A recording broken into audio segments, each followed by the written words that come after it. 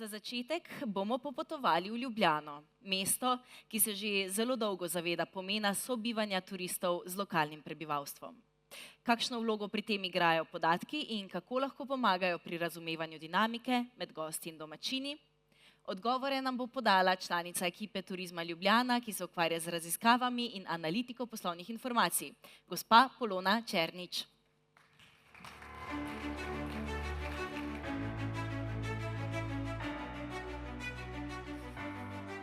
Lep pozdrav še iz moje strani. Torej, v tem trenutku pa je na oder stopila analitičarka, tako da hvala mojemu predhodniku za eno tako lepo predstavitev in tudi uvod.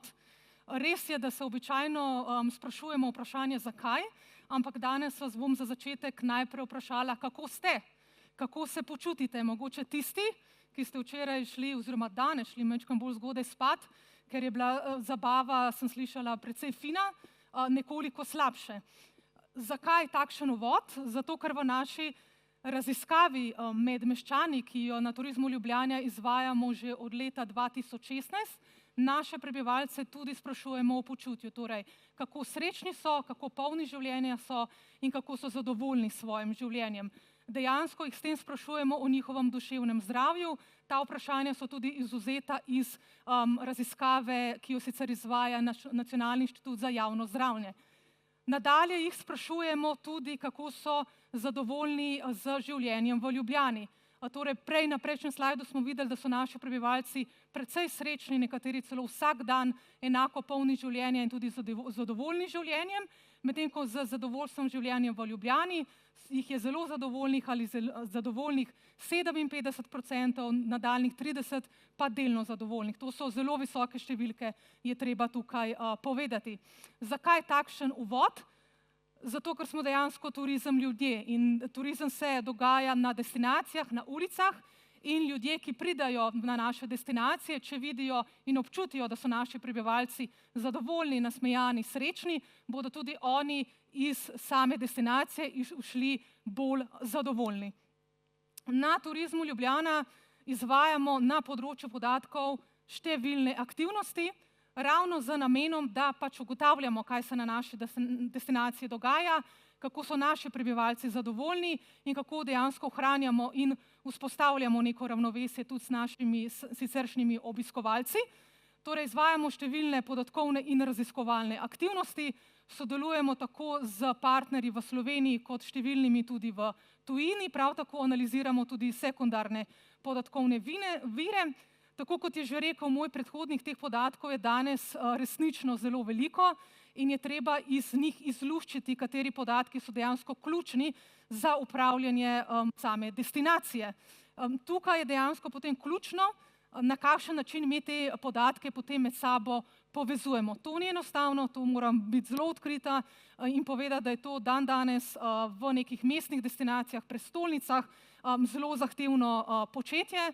Sproti se učimo, imamo tudi kakšne težave na poti, tako da ni tako, da bi mi že vse znali, ampak se iz neke radovednosti učimo praktično vsak dan znova.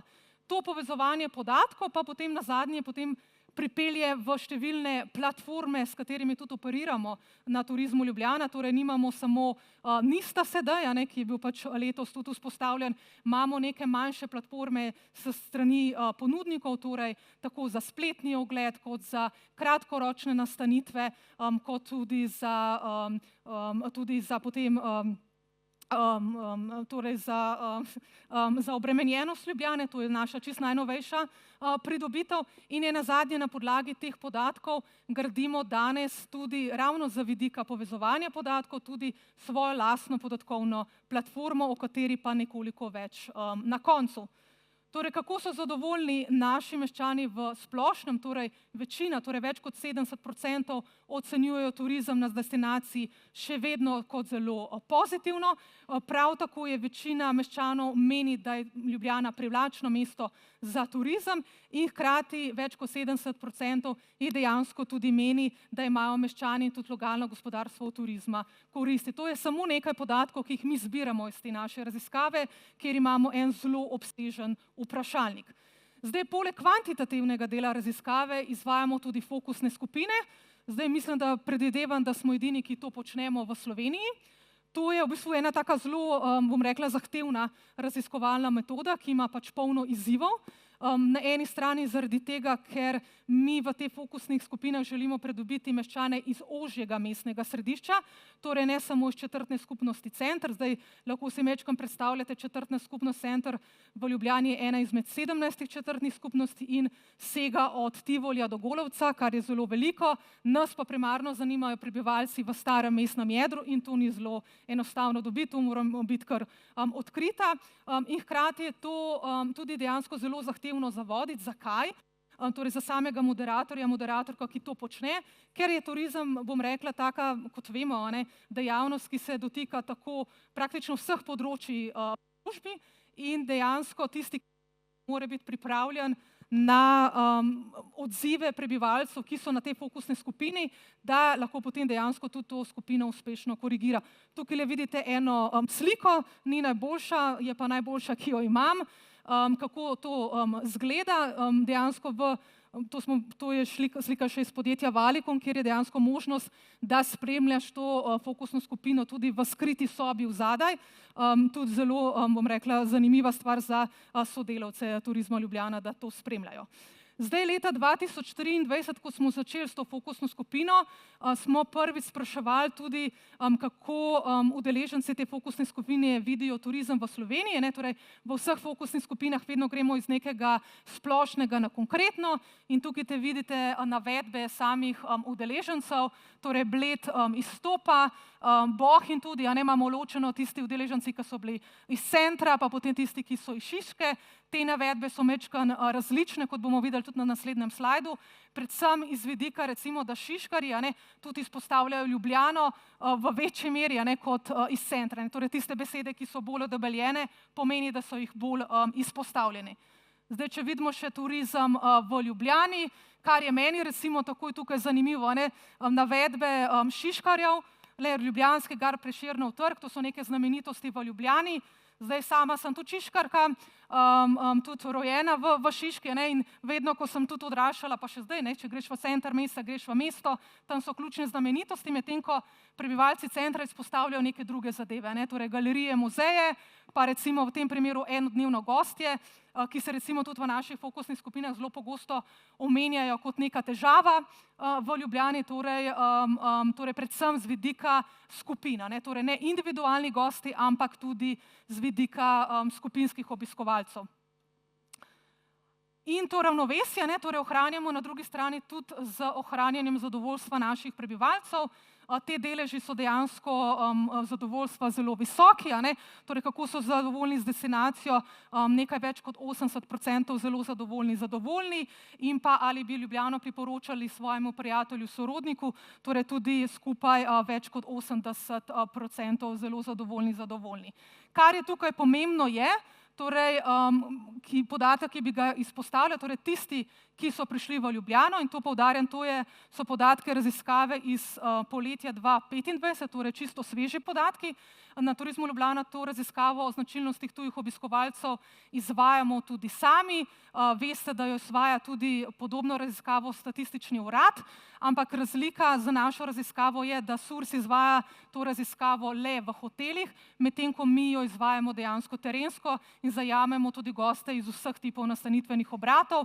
To je v Ljubljani pomembno, zato ker delež prenočitev, ki jih ustvarjajo gostje v hotelih, je tam okoli 60%, odvisno katero obdobje pogledamo, medtem ko preostali delež pa predstavljajo drugi nastanitveni obrati in je potrebno tudi spremljati, torej spremljamo posebej tudi kratkoročne nastanitve zelo podrobno. Torej 75,3% obiskovalcev Ljubljane obišče mestno središče, kar dejansko pomeni, da je dejansko mestno središče seveda z tega vidika tudi obremenjeno in se moramo to zavedati tudi pri našem razvoju in tudi aktivnosti, ki jih počnemo na Turizmu Ljubljana. Torej pomemben je pa tudi še vedno delež, da 30,9 obiskovalcev, to je bilo posebno vprašanje, pa obišče tudi našo regijo, torej 24 ostalih občin osrednje regije, slovenske regije. Torej, kakšna je sezonskost v Ljubljani? Torej, z številnimi aktivnostmi, ki jih počnemo, se trudimo dejansko prerazporeditvi obiskovalce skozi celo leto. To je zelo zahtevna aktivnost. Zakaj? Zato, ker pač vemo, da živimo v Evropi in v Evropi imamo sistem dejansko počitnic šolskih, ki se potekajo večinoma v poletnih mesecih, kar je dejansko prednost, torej drugi deli sveta tudi niso v takem privilegiranem mogoče položaju, če se tako izražamo, mi imamo to možnost, ampak to tudi pomeni, da je tole krivuljo zelo težko zravnati. Torej nam je v zadnjih letih to pač uspeva, da privabljamo višji delež obiskovalcev, torej v novembru, pa potem v spomladanskih mesecih in to se bomo trudili tudi vnaprej. Moram pa povedati, zato ker sami, poleg tega, da analiziramo podatke lastne od Ljubljane, torej smo precej tudi vpeti v evropske primerljive analize in lahko rečem, da podobne krivulje ima večina mestnih destinacij v Evropi. Tako da tudi, ko govorimo o tovrstnem izzivu desezonalizacije, to dejansko skupni izziv na evropski ravni.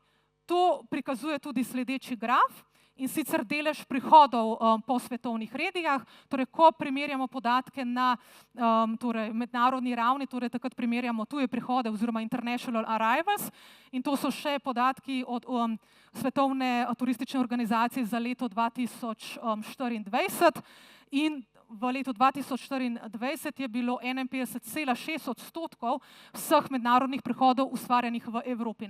Torej, zaradi tega, da mogoče malo razumete kontekst, se dejansko Evropa v določenih destinacijah tudi že srečuje z prekomernim turizmom. Tako da to je nekak skupen izziv, ne samo posameznih destinacij v Sloveniji, ampak dejansko na evropski ravni, ker je število turistov, če pogledamo po milijonih, dejansko praktično enako številu prebivalcev.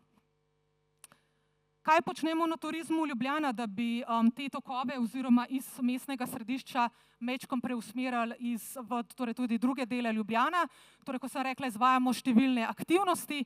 Ena izmed zelo pomembnih ali ključnih je tudi oblikovanje oziroma aktivno delo na kulturnih četrti. Prva kulturna četrt, s katero smo začeli, je bila kulturna četrt Šiška, ki ima dejansko res že zelo uveljavljene aktivnosti. Te aktivnosti imajo neko, bom rekla, vrh v mesecu septembru, ko poteka festival Šiška Open. Tudi v letošnjem septembru je bilo tako.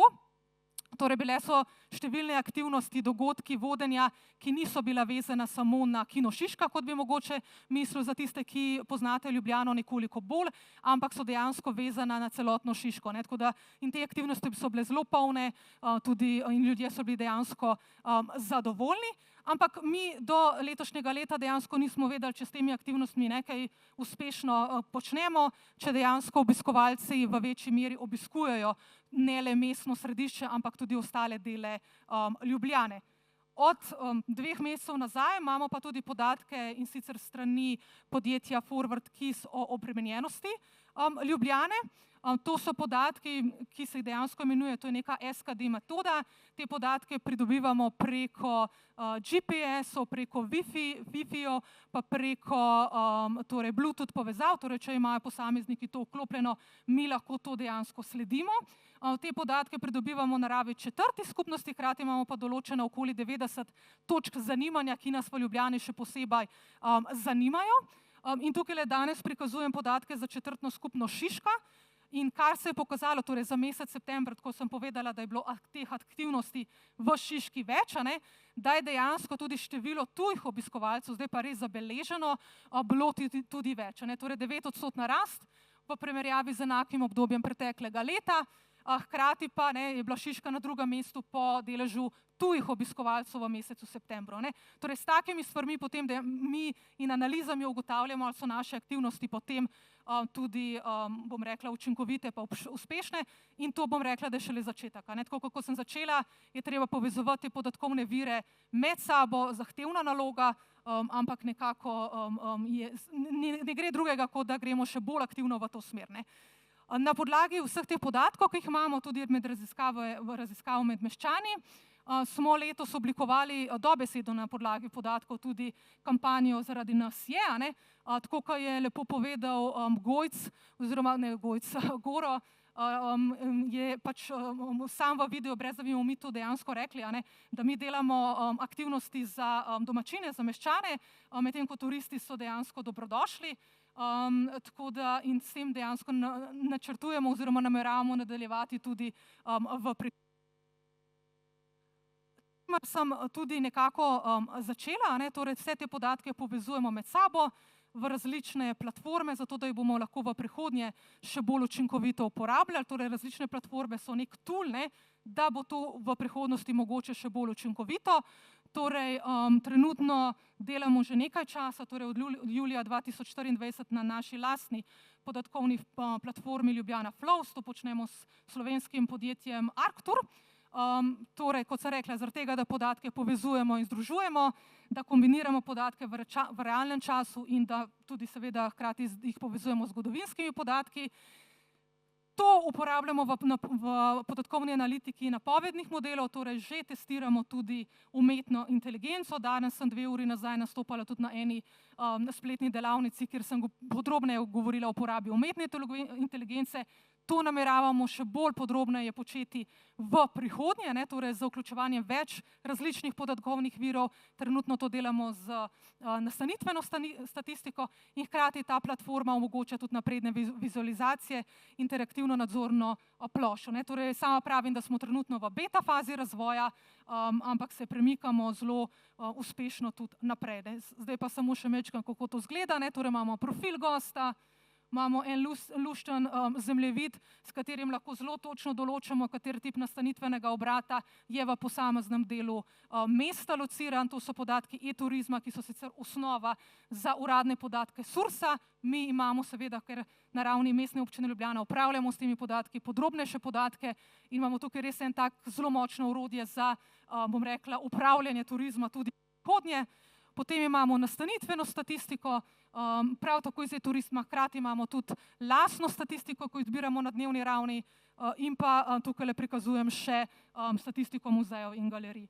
Za zaključek bi rekla, ja, zelo veliko stvari delamo na področju podatkov, imamo tudi zelo velike izzive. Mislim, da bo to podatkovno področje šlo enostavno samo še navzgor, da je zelo, bom rekla, zanimivi časi so za delo na tem področju, hkrati pa je tudi pomembno, da se povezujemo med sabo. Tako da v Sloveniji mislim, da smo zelo napredni in me to zelo veseli, tako da se dejansko veselim prihodnosti in kaj bo prinesla in kaj bomo s temi podatki še vse lahko v prihodnje počeli. Hvala.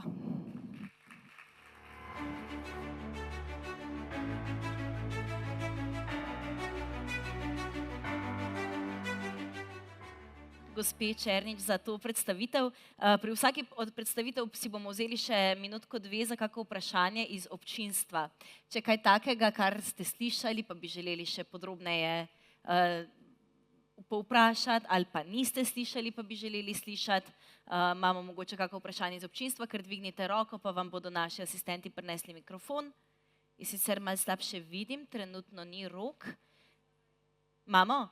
Ok, pa bojo naši kolegi prinesli tukaj. Dobar dan. Doris Urbančič-Vindiš, direktorat za turizem.